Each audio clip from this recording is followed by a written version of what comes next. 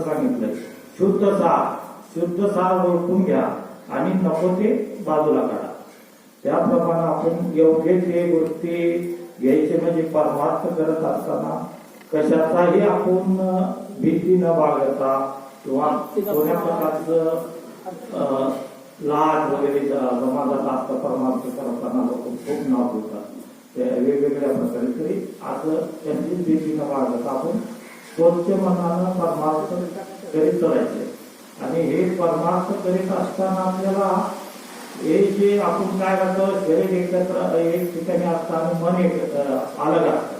त्या मनाला आपण बांधीव करायचं. बांधीव म्हणजे जिथं शरीर आहे तिथं मन थांबलं पाहिजे. आपल्या कार्यात मन लावून कार्य केलं तर कुठलं ते होतं. म्हणून मन हे स्थिर केलं पाहिजे. स्थिर केलं पाहिजे म्हणजे आता ध्यान करीत असताना किंवा आम्हाला खूप पहिल्यापासून मला असं एकाच झालं नाही.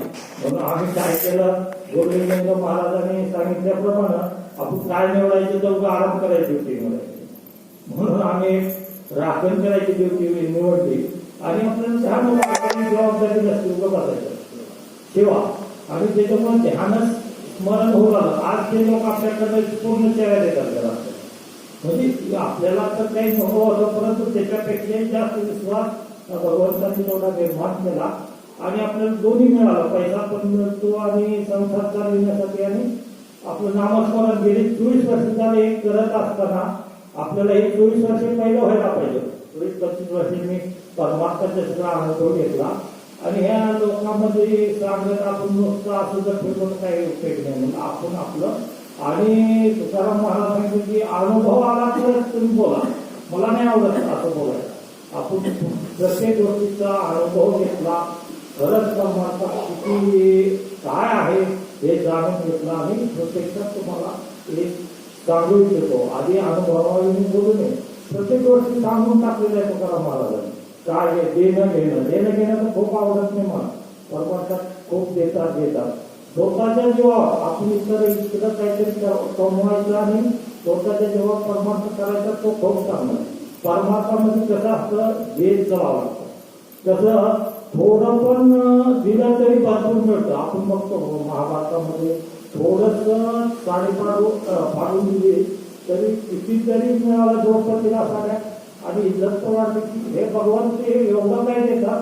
फक्त आपण थोडं मनानं सरळ होऊन जे दान देता येईल तेवढं दान द्यायचं. जे काही आपल्याला भक्ती करता वेळ आणि श्रम पण द्यायचं जेवढं आम्ही आणि त्याच्यात डबल मिळतं. श्रम करीत असताना नामस्मरण एक कधी सोडायचं नाही.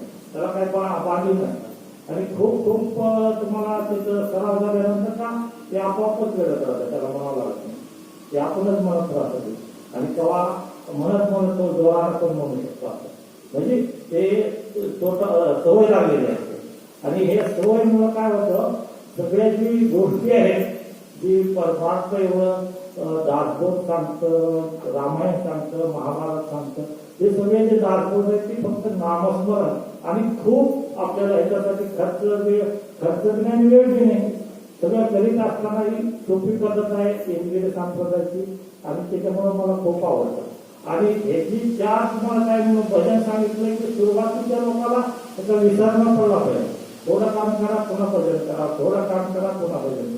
म्हणजे भगवंतापासून तुम्ही लांब जाऊ नका आणि भगवंताचं लळ लावून घ्या आणि ती लावल्यानंतर आपोआप तुमची प्रगती होते. आपण काय करतो आता आपल्या देशात बघा 60% जी उत्पन्नाची संरक्षणासाठी जातं.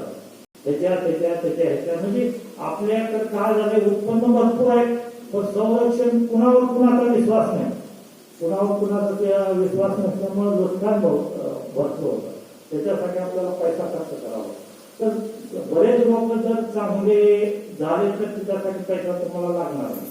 आणि हा जो परमार्थाचा आहे सगळ्यात विशेष म्हणजे काय आपण जो पैसा वगैरे असे काही ज्या गोष्टी म्हणतो हे जर योग्य असतं तर नारायणाने भगवान शंकराने हेच काम केलं असते की त्यांनी आपल्याला नव्हता ठेवली असते.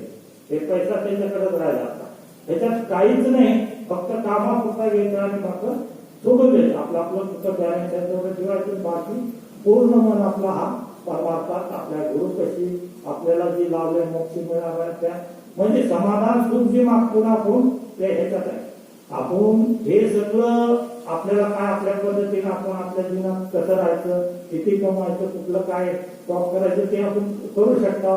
त्याच्यानंतर नामस्मरण सोडायचं नाही, ते करीतच राहायचं आणि हे जे नामस्मरणात सुख मानायचं, ह्याच्यातच सुख आहे तुम्हाला आपोआप ते कळून जातं. पुन्हा काय तुम्हाला